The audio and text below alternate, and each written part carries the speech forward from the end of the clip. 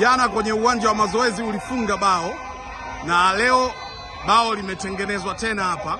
Inaonekana move kama ile ile ya kwenye uwanja wa mazoezi, lakini mpira uliopiga umegonga chuma, alafu kipa ukaja ukamalizia akajifunga, lakini ni kwa jitihada zako. Kwanza kwa ushindi huu ambao mmeupata wa kwanza, nini ambacho binafsi unaweza kusema? Nafikiri ushindi ni zawadi kwa Azam FC wote, na sisi kama wachezaji na timu, nafikiri ni ushindi wetu wa kwanza kwenye group stage. Kwa nafikiri ni kitu kikubwa sana kwetu sisi kama timu, na tunaudedicate ushindi kwa owners wa club na washabiki wote wa Azam FC kwa ujumla.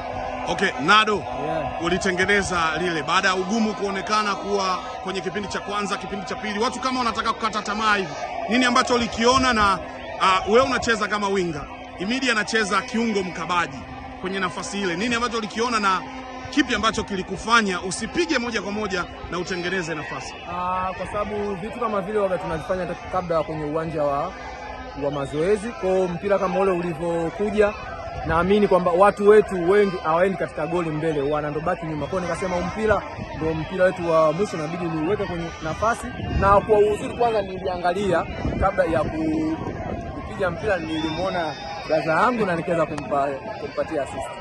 Kwangu mimi mashabiki wametuongezea nguvu kuweza kushinda mchezo huu, pamoja na maonazi wetu wameweza kutuongezea nguvu kuweza kushinda mchezo huu. Bila ya wao, bila ya mashabiki kuja kutuno support, Azam haiwezi kufanya vizuri, naamini hicho.